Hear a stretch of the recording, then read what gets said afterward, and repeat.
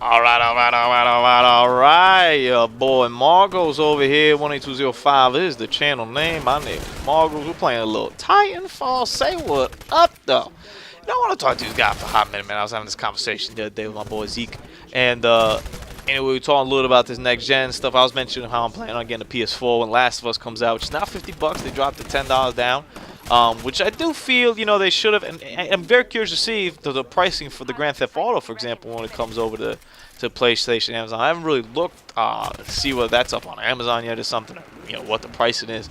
But I feel, you know, I know that they mentioned that the saves will carry over for the multiplayer. I don't even know if it carries over to single player. I honestly haven't looked too much into it. I'm not really planning on getting the Grand Theft Auto game for next gen, so I haven't looked too much into it. I'm very cool with playing it in single gen, but if it were for 10 bucks, I would definitely pick it up for next gen. You know, that $10 thing where they did, you know, with Call of Duty, Assassin's Creed, those first games that came out, I think that's a pretty cool deal, and I think that should be standardized for all of these games. I understand why that company wouldn't do it, because they're like, well, why don't we just make you get it for $60, you know? I guess you kind of have to weigh, what are you going to do more? Are you going to make more money by selling it to 10 bucks or 60 bucks, or whether you want to value your fan service to that level and be like, well, you know, in the end, this will make up for it.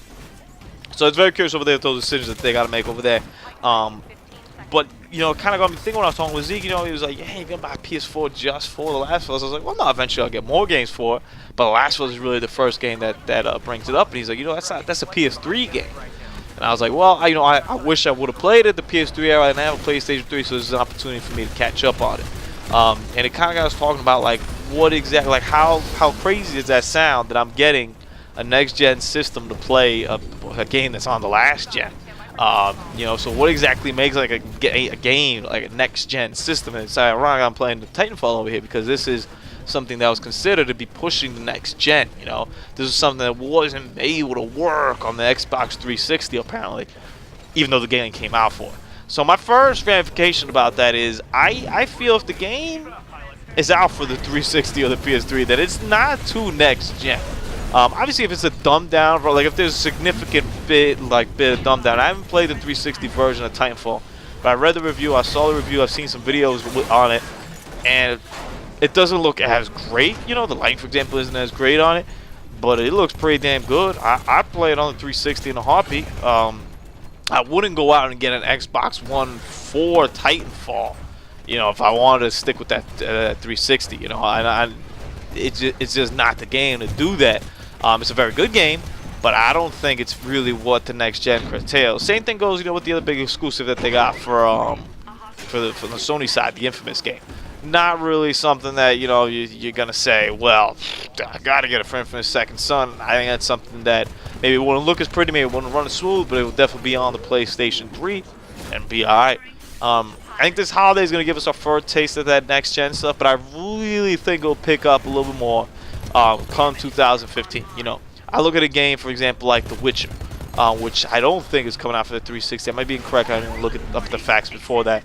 But I look at that game, you know, the leaked stuff that they came out recently about, like, how big some of the maps are and stuff and what they're planning on doing with that.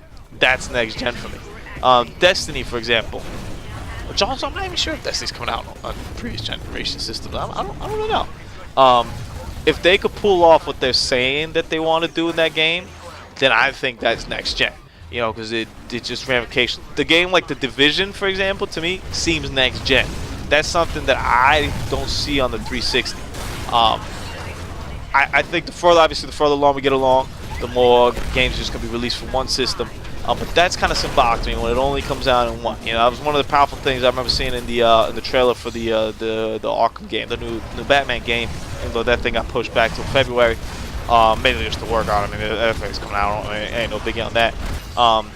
That to me, you know, it said Xbox One, PS4. This is what it's coming out for. That to me symbolizes, okay, you're going to try to use all this. It's also a matter of developers, you know, kind of just getting to know their product. You know, it's difficult to make a game that uses everything in the next-gen catalog if you've never seen this thing. They drop like an Xbox One on you, and then all of a sudden they're like, yo, make this next-gen game. You're like, all right, well, give me some time to make it.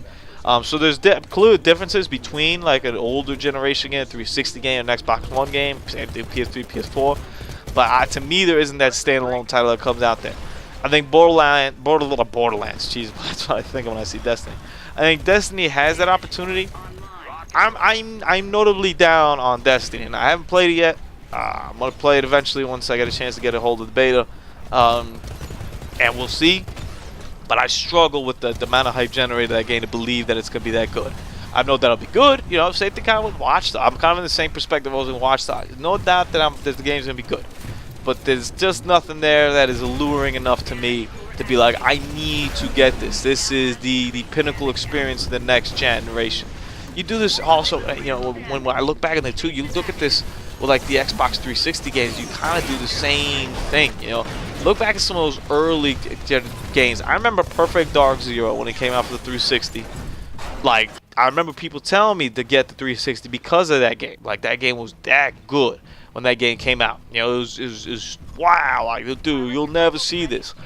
And no, like, you look back at it now, and nah, it's not that good at all. It's actually not even that great of a game. It's very rare that a game comes out with the system, and that first year in the system makes such a big impact. There's a few handfuls that stand out. Super Mario World, for example, SNES. Wow. Super Mario 64. Wow. And then you could stop really. I don't remember the launch title that defined what the generation would be, that forces you to go out there because you've never seen that. And I think it's almost too unfair to even include Super Mario 64 in that category, because that was a jump from 2D to 3D. So that in itself is like a whole different. We don't have that jump anymore. All we got now is cleaner graphics, better servers, maybe, and that's about it. We haven't seen yet what else is this thing gonna do. And when that's presented to us, then I could definitely go out there and say we needed to get this. For me, I just had to play Last of Us. That's why I'm gonna get a PS4. I'm gonna get a PS4 eventually anyway, so I figure I'm gonna get it for that. Why not get it for a game that's pretty damn good? So that's kind of what like defines it over there for, in my aspect. You know, give me something that I can't physically get in the other product, and I think it's getting more difficult to see. They're difficult more difficult to see the further along we go, because it's kind of similar. You know, because if you look back on that 360 PS3 generation, that thing was pretty powerful. Like, those machines could do a lot of stuff. So you know, you can look at it now, and what's the major differences? We don't see them yet, but we will.